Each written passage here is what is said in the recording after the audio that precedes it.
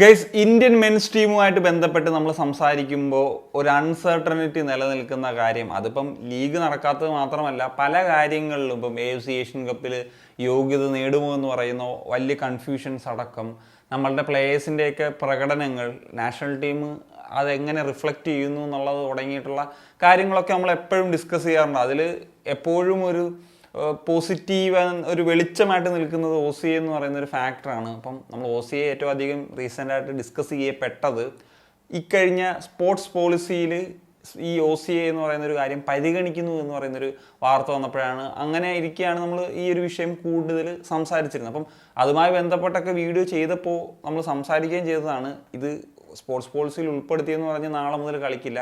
ഈ ഒരു പ്രോസസ്സിന് പല സ്റ്റേജസ് ഉണ്ട്, അതൊക്കെ കഴിഞ്ഞാൽ മാത്രമേ ഈ പ്ലേയേഴ്സൊക്കെ വരുന്നൊരു സാഹചര്യത്തിലേക്ക് വരൂ എന്നുള്ളത്. ഇതിൽ 3 കാര്യങ്ങളാണ് പ്രധാനമായിട്ടും സംഭവിക്കേണ്ടത്. അതിൽ ഒന്നാമത്തെ ഒരു കാര്യം എന്ന് വെച്ച് കഴിഞ്ഞാൽ ഇത് പാസ്സായി വന്ന് ഇംപ്ലിമെൻറ്റ് ചെയ്യുന്ന ഒരു പരിപാടിയുണ്ട്. രണ്ടാമത്തെ കാര്യം എന്ന് വെച്ച് കഴിഞ്ഞാൽ ഫിഫയുടെ റൂൾ അനുസരിച്ചിട്ട് ഒരു ട്രാവൽ ഡോക്യുമെൻറ്റ് മസ്റ്റായിട്ടും ഉണ്ടായിരിക്കണം എന്ന് പറയുന്നൊരു കാര്യമുണ്ട്. മൂന്നാമത്തെ ഒരു കാര്യം എന്ന് വെച്ച് കഴിഞ്ഞാൽ പ്ലേയേഴ്സിനെ കൺവിൻസ് ചെയ്ത് കൊണ്ടുവരിക എന്ന് പറയുന്നൊരു ഫാക്ടറുണ്ട്. ഇതിൽ ഏറ്റവും കോംപ്ലിക്കേറ്റഡ് ആയിട്ട് എനിക്ക് പറയേണ്ടത് ആ രണ്ടാമത്തെ ഫാക്ടറാണ്. ഇപ്പോൾ ആദ്യത്തേത് ഇപ്പം ഗവൺമെൻറ് തന്നെ ഇനിഷ്യേറ്റീവ് എടുത്തത് കൊണ്ട് തന്നെ പാസ്സായിട്ട് വരാനുള്ള സാധ്യതകൾ ഉറപ്പായിട്ടും കൂടുതലാണ്. മൂന്നാമത്തെ കാര്യം എന്ന് വെച്ച് കഴിഞ്ഞാൽ ഇംപ്ലിമെൻറ്റ് ചെയ്യുക എന്ന് പറയുന്ന ഫാക്ടറാണ്.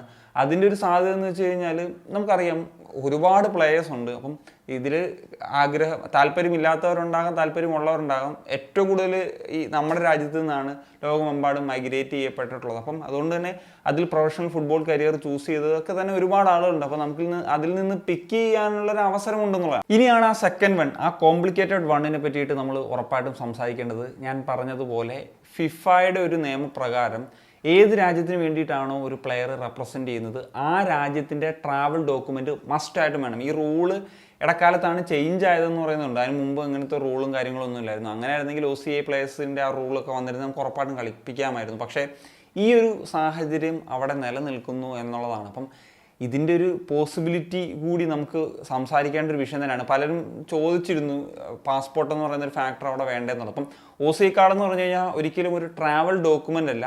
ആ OCA കാർഡ് ഹോൾഡർ ആയിട്ടുള്ള ഇന്ത്യൻ ഒറിജിൻ ആയിട്ടുള്ള പ്ലേയേഴ്സിന് ഇന്ത്യയിലേക്ക് എത്ര നാൾ വേണമെങ്കിലും ട്രാവൽ ചെയ്യാനും ഇന്ത്യയിൽ ചില പ്രിവിലേജസും കിട്ടും. പക്ഷേ ആ ഒരു OCA കാർഡ് ഉപയോഗിച്ചിട്ട് ഒരു ഇന്ത്യൻ പാസ്പോർട്ട് ഹോൾഡറിൻ്റേതുപോലെ മറ്റു രാജ്യങ്ങളിലേക്കൊന്നും ട്രാവൽ ചെയ്യാൻ പറ്റില്ല. അപ്പോൾ അതുകൊണ്ട് തന്നെ അതൊരു ട്രാവൽ ഡോക്യുമെൻ്റ് ആയിട്ട് പരിഗണിക്കാനായിട്ട് പറ്റില്ല എന്നുള്ളതാണ്. സോ ഇനി ഇവിടെ ഫാക്ടറായിട്ട് വരുന്നത് OCA പ്ലേയേഴ്സിനെ കളിപ്പിക്കുക എന്ന് പറഞ്ഞാൽ ഗവൺമെൻറ് ഇനിഷ്യേറ്റീവ്. അപ്പോൾ അത് പാസ്സായിട്ടൊക്കെ വന്നു കഴിഞ്ഞാൽ മറ്റ് ഗെയിംസിൽ എങ്ങനെ ഈ റൂള് എന്ന് പറയുന്നത് നമുക്ക് നോക്കേണ്ട കാര്യമാണ്. അപ്പം മറ്റ് ഗെയിംസിലും ഇങ്ങനത്തെ ഒരു ട്രാവൽ ഡോക്യുമെൻറ്റ് മസ്റ്റായിട്ടും റെപ്രസെൻറ്റ് ചെയ്യുന്ന രാജ്യത്തിന് വേണമെന്നുണ്ടെങ്കിൽ ഉറപ്പായിട്ടും അത് പാസ്സായിട്ടൊക്കെ വരാനുള്ള സാധ്യതകളെ പറ്റി നമുക്ക് സംസാരിക്കും. അപ്പം ഒളിമ്പിക്സ് പോലത്തെയുള്ള ഗെയിംസിൽ ഞാൻ മനസ്സിലാക്കിയെടുത്തോളം ഏത് രാജ്യത്തെയാണോ റെപ്രസെൻറ്റ് ചെയ്യുന്നത് ആ രാജ്യത്തിൻ്റെ ഒരു ട്രാവൽ ഡോക്യുമെൻറ്റ് വേണമെന്നുള്ളതാണ്.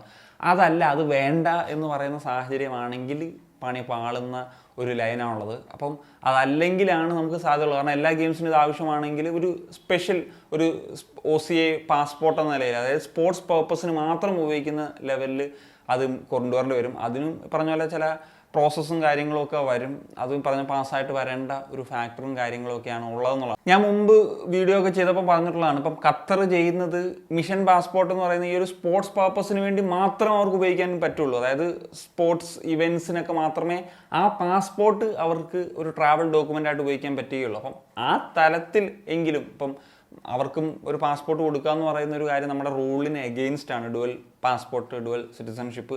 അപ്പം ഈ ഒരു പോളിസി കൊണ്ടുവരുന്ന ഒരു തീരുമാനത്തിലേക്ക് വന്നു കഴിഞ്ഞാൽ അത് മറ്റ് ഗെയിംസിൻ്റെ ഞാൻ നേരത്തെ പറഞ്ഞാൽ വളരെ ഡിപ്പെൻഡ് ചെയ്ത് നിൽക്കും.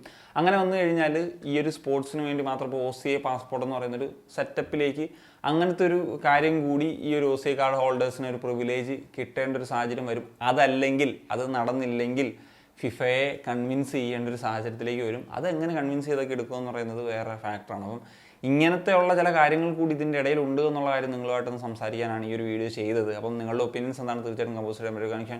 സനിയ.